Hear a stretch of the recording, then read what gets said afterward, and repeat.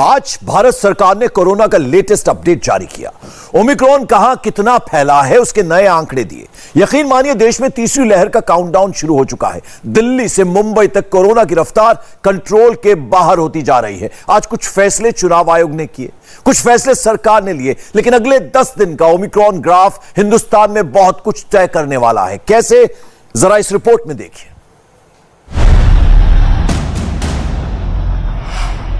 चुनावी रैलियां भी होंगी, दिन में चुनाव प्रचार होगा, रात में नाइट कर्फ्यू लगेगा, क्योंकि चुनाव वक्त पर होंगे। सभी राजनीतिक दलों के प्रतिनिधियों ने ये हम लोगों को बताया कि कोविड प्रोटोकॉल का पालन करते हुए समय पर चुनाव होने चाहिए। तो सबसे प्रथम सभी दलों ने without any difference of opinion सभी ने कहा कि कोविड को ध्यान में रखते हुए समय पर चुनाव कराए जाए। कुछ दलों के प्रतिनिधियों ने दिन के समय बिना कोविड नियमों का पालन किए हुए चुनावी रैलियों के प्रति अपनी चिंता जाहिर की। साथ ही रैलियों की संख्या को नियंत्रित करने की भी मांग की। देश में कोरोना की रफ्तार हर दिन हर घंटे तेजी से बढ़ रही है। ओमिक्रॉन वेरिएंट का ग्राफ भी बढ़ रहा है। सरकार कह रही है ओमिक्रॉन से मुकाबले के लिए वो तैयार है, और चुनाव आयोग कह रहा है कि इलेक्शन अपने टाइम टेबल पर होंगे। अगले साल की शुरुआत में 5 राज्यों में चुनाव होंगे। उत्तर प्रदेश, उत्तराखंड, पंजाब, गोवा, मणिपुर में चुनाव हैं, लेकिन अभी इन राज्यों में कोरोना रेड अलर्ट पर नहीं पहुंचा है, बल्कि दिल्ली और महाराष्ट्र में कोरोना बम फट गया। लेकिन न दिल्ली वाले अभी तक कोरोना के खतरे को समझ पा रहे हैं, न मुंबई में कोरोना के प्रति पब्लिक प्रोटोकॉल का पालन कर रही है। पहले बात दिल्ली की करते हैं। इसी साल कोरोना के डेल्टा वेरिएंट ने दिल्ली में कोहराम मचाया था। वो पल, वो तस्वीरें कोई भी दिल्ली वाला याद नहीं करना चाहेगा, लेकिन दिल्ली में एक बार फिर कोरोना बेकाबू होने के कगार पर पहुंच रहा है। दिल्ली में कोरोना की रफ्तार की टाइमलाइन देखें। 25 दिसंबर को देश की राजधानी में 249 कोरोना केस आए थे। 26 दिसंबर को यह आंकड़ा 290 पर पहुंचा। दिन बदले और नंबर्स भी बदले। 27 दिसंबर को 331, 28 दिसंबर को 496 नए केस, 29 दिसंबर को कोरोना के 923 केस रिकॉर्ड हुए। कोरोना की स्पीड को देखते हुए दिल्ली सरकार ने येलो अलर्ट जारी कर दिया है।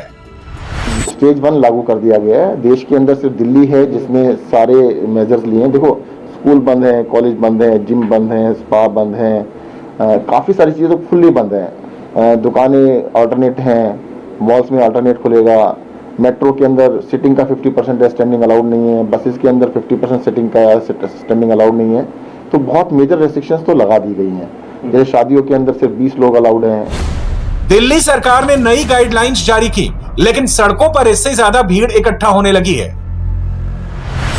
येलो अलर्ट की गाइडलाइन के मुताबिक अब दिल्ली मेट्रो 50% कैपेसिटी के साथ ही चलेगी, यानी कि मेट्रो में सफर करने वाले यात्री 50% कैपेसिटी के साथ ही यात्रा कर पाएंगे। मेट्रो स्टेशन के बाहर लंबी कतारें अब लोगों की लगनी शुरू हो गई है। हालांकि मेट्रो परिसर में सोशल डिस्टेंसिंग का पालन हो सके, कोविड गाइडलाइन के चलते लिमिटेड लोगों को ही मेट्रो के अंदर जाने की परमिशन दी जा रही है। यही वजह है कि मेट्रो स्टेशन के बाहर लोगों की जो लाइन है वो अब लगनी शुरू हो गई है। मेट्रो परिसर के बाहर की तस्वीर आप देख लीजिए। जो लाइन यहाँ पर लगी हुई है उसमें सोशल डिस्टेंसिंग का पालन हो पाना बेहद मुश्किल है, और आप लोग बेहद नजदीक एक दूसरे से सटकर यहाँ से आगे बढ़ते हुए आपको नजर आ रहे हैं। डर लगता है सोशल डिस्टेंसिंग फॉलो नहीं हो रही है बाहर लाइनों में? ये सर, कोई सोशल डिस्टेंसिंग फॉलो नहीं हो रही है। अंदर कोरोना नहीं होगा लेकिन बाहर फैल जाएगा, ये इससे सोचना चाहिए इनको। कितनी परेशानी हो रही है आप लोगों को? कितनी परेशानी हो रही है आप लोगों को बाहर? कितना वेट? बहुत ज्यादा परेशानी हो रही है। सोच लिया 10 बजे का कॉलेज है, अभी भी खड़े हैं यहाँ पे। सोशल डिस्टेंसिंग फॉलो नहीं हो रहा है? नहीं हो रहा, आप देख ही रहे हैं। लगभग हर बड़े मेट्रो स्टेशन के बाहर ऐसी लाइनें लगने लगी हैं, तो बस स्टैंड का भी यही हाल है। सड़कों पर अब प्रदर्शन शुरू हो गए हैं। मिनी लॉकडाउन पर पब्लिक का गुस्सा बसों पर निकलने लगा। सुबह तकरीबन 8 से 9 बजे के बीच में संगम विहार के इसी बस स्टैंड के बाहर लोगों ने प्रदर्शन करना शुरू कर दिया। 8 से 9 के बीच में कई कॉल दिल्ली पुलिस को भी की गई। जब दिल्ली पुलिस मौके पर पहुंची तो देखा कि इसी संगम विहार बस स्टैंड के सामने बड़ी संख्या में लोग इकट्ठे हैं। पूरी सड़क को जाम कर दिया था, रोड ब्लॉक कर दिया था, और कई डीटीसी बसें इसी जगह पर खड़ी हुई थी। बस वालों से ये हमारी अनुरोध है कि, और दिल्ली सरकार से हमारे खास करके अनुरोध है कि सर नहीं कुछ है तो सर बसों में सर अलाउ 2 सीट है तो दोनों में अलाउ कीजिए सर। सर एक बिठा रहे सर, ये गलत है सर। 8-8 सवारी लेके जा रहे सर, ये गलत है। आधा घंटा हो गया, ये लोग खोलते ही नहीं है। लेडीज अगले तो खासकर नहीं खोलते हैं गेट। अब देखो बस खाली तो फिर भी नहीं खोला, गेट ही नहीं खोल रहे लोग। गेट आप कब से? मैं 15-20 मिनट हो गए यहाँ पे, 15-20 मिनट हो गए। जो भी बता रही गेट ही नहीं खोल रहे, सीधी भगा के ले जा रहे हैं। या तो आ रही है, नहीं आ रही है, और आ रही है तो गेट ही नहीं खोल रहे हैं जी। बड़ी समस्या हो रही है। आम जनता को यही परेशानी। कितनी देर से आप लोग इंतजार कर रहे हैं? 1 घंटे। हम तो 1 घंटे ज्यादा हो गया, अभी तक मैं लक्ष्मी नगर से और क्या नाम खानपुर तक नहीं पहुंचा हूँ। अब यहाँ आ गया, जबकि मेरे पास लूट पास है। दिल्ली में ओमिक्रॉन के 263 केस सामने आए हैं, जो देश भर में सबसे हाई हैं। दिल्ली में कोरोना पॉजिटिविटी रेट 1.29% है। नए केस में 46% केस ओमिक्रॉन के मिले हैं। दिल्ली में कोरोना बम का काउंटडाउन शुरू हो चुका है। इस बम को विस्फोट होने से पहले रोकना है तो दिल्ली वालों को खास ध्यान देना होगा।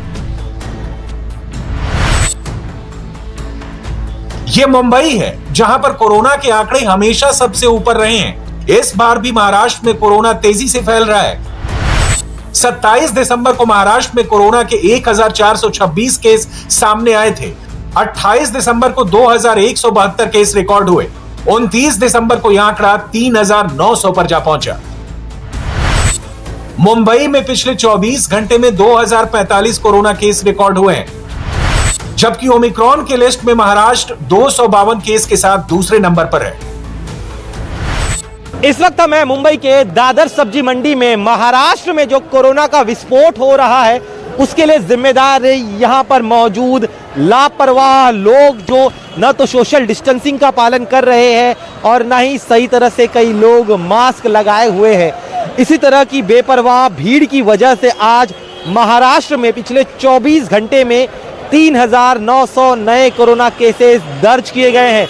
पिछले 110 दिनों में यह पहली बार है जब एक दिन में इतने ज्यादा केसेस रिपोर्ट किए गए हैं। पॉजिटिविटी रेट की बात करें तो महज हफ्ते भर के भीतर पॉजिटिविटी रेट बढ़कर 4.8% हो गई है। सरकार ने कहा है कि जिस भी शहर इलाके में पॉजिटिविटी रेट 5% को पार कर जाएगी वहां पर नए प्रतिबंध लगाने होंगे। खासतौर पर पूरे महाराष्ट्र में ओमिक्रॉन के जो नए केसेस आए हैं वो 85 केसेस है। चिंता की बात यह है कि इन 85 नए ओमिक्रॉन केसेस में 38 ऐसे केसेस हैं जिनकी कोई भी ट्रैवल हिस्ट्री नहीं है, और यही बात सबसे ज्यादा चिंता का सबब बनी हुई है। मुंबई में कोरोना की स्पीड बहुत तेज हो रही है। जिन इलाकों में कोरोना को बड़ी मुश्किल से कंट्रोल किया गया था, वहां कोरोना फिर से पैर जमाने लगा। ऐसा ही इलाका धारावी है, जहां पिछले 24 घंटे में धारावी में कोरोना के 17 नए मामले आए हैं। 7 महीने बाद धारावी में इतने केस आने शुरू हुए हैं, जो बीएमसी के लिए सबसे बड़ा चैलेंज बन गया है। 20 दिसंबर को धारावी में 10 एक्टिव केस थे। पिछले 9 दिन में एक्टिव केस 43 पर पहुंच गए। ऐसा नहीं है कि मुंबई में सिर्फ धारावी में ही कोरोना आउटब्रेक हुआ है, बल्कि बड़ी बड़ी सोसाइटी में रहने वाले बड़े बड़े एक्टर्स भी कोरोना से बच नहीं पा रहे। फिल्म अभिनेता अर्जुन कपूर कोरोना पॉजिटिव है। अभिनेता अर्जुन कपूर, उनकी बहन अंशुला कपूर और साथ ही अनिल कपूर की बेटी रेहा कपूर और उनके पति करण बुलानी जो हैं वो कोविड पॉजिटिव पाए गए हैं, जिसके बाद अर्जुन कपूर के जुहू स्थित इस इमारत को बकायदा सील किया गया। यहाँ पर बीएमसी ने जो है कंटेनमेंट जोन का बोर्ड जो है वो भी लगाया है। बीएमसी की टीम यहाँ पर पहुंची और उन्होंने इस इमारत को बकायदा सैनिटाइज भी किया। लेकिन इसके बाद आपको बता दें कि अर्जुन कपूर के 22 हाई रिस्क कॉन्टैक्ट जो हैं वो बीएमसी के पास मिले। बीएमसी ने इसकी लिस्ट बनाई और इसमें आपको बता दें कि 22 हाई रिस्क कॉन्टैक्ट में से जो 18 लोग हैं वो पॉजिटिव पाए गए हैं। यानी कि अर्जुन कपूर 22 लोगों से मिले, जिनमें से 18 लोग जो हैं वो पॉजिटिव पाए गए। इसके अलावा आपको बता दें कि अर्जुन कपूर के ही परिवार से उनके जो कजिन भाई हैं मोहित मारवा और उनकी पत्नी अंतरा मारवा वो भी कोविड पॉजिटिव पाई गई हैं, जो कि अर्जुन कपूर के हाई रिस्क कॉन्टैक्ट में शामिल थी। ऐसे में बॉलीवुड में कोविड का संक्रमण एक बार फिर बढ़ा है। आपको बता दें कि जो पिछली बार करीना कपूर खान और उनकी जो क्लोज फ्रेंड्स थी वो पॉजिटिव पाई थी, उसके पीछे का बड़ा कारण एक जो पार्टी हुई थी, हाउस पार्टी, उसको बताया गया था। इस बार भी अगर आपको अपडेट दें तो उसके मुताबिक अर्जुन कपूर जो है अपनी करीबी मित्र मलाइका अरोरा के साथ रविवार की शाम जो है करिश्मा कपूर के घर एक गेट टुगेदर, एक पार्टी में गए थे और उसके कुछ दिन बाद ही उनकी जो रिपोर्ट है वो पॉजिटिव आई है। बॉलीवुड में भी एक के बाद एक कोरोना के केस सामने आ रहे हैं। एक्ट्रेस नोरा फतेही को भी कोरोना हो गया है। नोरा ने सोशल मीडिया में इसकी जानकारी दी और लिखा, कोरोना बहुत खतरनाक है, इससे बचने के लिए मास्क पहनना जरूरी है। नए साल से पहले ही ओमिक्रॉन नया चैलेंज बन चुका है। हालांकि राहत की बात यह है कि ओमिक्रॉन पिछले वेरिएंट डेल्टा जैसा जानलेवा अभी तक साबित नहीं हुआ है। भारत में 961 ओमिक्रॉन के केस सामने आए हैं, जिसमें 320 मरीज ठीक हो चुके हैं और 641 एक्टिव केस हैं। किस राज्य में सबसे ज्यादा ओमिक्रॉन केस है, कौन सा शहर सबसे ज्यादा डेंजर जोन में है, इसकी पूरी लिस्ट तैयार है। देश में सबसे ज्यादा ओमिक्रॉन केस दिल्ली में है, फिर महाराष्ट्र, गुजरात में 97 केस रिकॉर्ड हुए हैं, राजस्थान में 69, केरल में 65, तेलंगाना में 62, तमिलनाडु में 45, कर्नाटक में 34, आंध्र प्रदेश में 16, हरियाणा में 12, बंगाल 11, उत्तराखंड 4, उत्तर प्रदेश में 2, गोवा पंजाब में 1। हर दिन के साथ ओमिक्रॉन का खतरा बढ़ता जा रहा है, लेकिन इस बार सरकार ने भी पूरी तैयारी की है। ऑक्सीजन प्लांट, आईसीयू बेड सब रेडी हैं। आईटीबीपी के सरदार वल्लभ भाई पटेल कोविड सेंटर में है। ये हॉस्पिटल जहां पे कुल मिला के 10,000 की कैपेसिटी है। इस समय करीबन 2,000 के लगभग नॉर्मल बेड और 150 से ज्यादा की संख्या में वेंटिलेटर्स, आईसीयू बेड पूरी तरीके से इक्विप्ड है। और इंडिया टीवी को मिली जानकारी के मुताबिक यहां पर आज दोपहर से वो पेशेंट जो कि अलग अलग जगहों पर अफेक्टेड हुए हैं कोविड-19 या ओमिक्रॉन से, उनका आने का सिलसिला शुरू होगा। इसीलिए डॉक्टर्स, आईटीबीपी, दिल्ली एडमिनिस्ट्रेशन की टीम यहां पर पहले से ही है। ठीक सामने ये बेड को पूरी तरीके से इक्विप किया गया है। इस बात का ध्यान रखा गया है कि पिछली बार जब वेंटिलेटर्स की कमी हुई तो यहां पर क्राइसिस ना हो, इसीलिए अब पूरी तरह से इक्विपमेंट के साथ जो वेंटिलेटर्स हैं उसको रखा गया है। पीएम केयर फंड के द्वारा यहां पर ये वेंटिलेटर्स इक्विप्ड किए गए हैं। उसके अलावा ऑक्सीजन के लिए डबल रेशो यहां पर तैयारी की गई है कि अगर क्राइसिस होता है ओमिक्रॉन के वजह से, ऐसे में इससे निपटने के लिए ऑक्सीजन की कमी कहीं से भी ना पड़े। देश में पिछले एक हफ्ते में औसतन रोजाना 8,000 कोरोना केस सामने आ रहे हैं। 26 जनवरी से केस 10,000 पार पहुंचे। ओवरऑल पॉजिटिविटी रेट 0.92% है। हिंदुस्तान में अभी हालात बेकाबू नहीं हुए हैं, लेकिन देश के बाहर कोरोना का कोहराम शुरू हो गया है। इस वक्त अमेरिका में कोरोना के इमरजेंसी हालात हैं।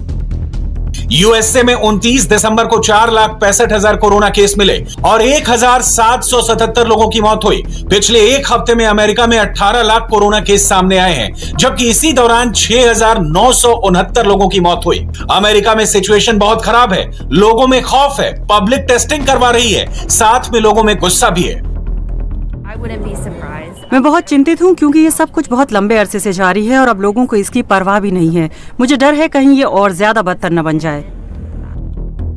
अमेरिका ही नहीं, पूरा यूरोप कोरोना के नए वेरिएंट से परेशान है। यूरोप में फ्रांस में सबसे ज्यादा केसेस आ रहे हैं। फ्रांस में पिछले 24 घंटे में 2 लाख केस रिकॉर्ड किए गए हैं, जो कोरोना के इतिहास में सबसे ज्यादा है। हालांकि मौत के ग्राफ में फ्रांस में कंडीशन बेकाबू नहीं हुई है। पिछले 24 घंटे में 184 लोगों की जान गई है। लेकिन फ्रांस को डर इस बात का है कि अगर कोरोना की स्पीड नहीं रुकी तो उनका मेडिकल सिस्टम चरमरा जाएगा।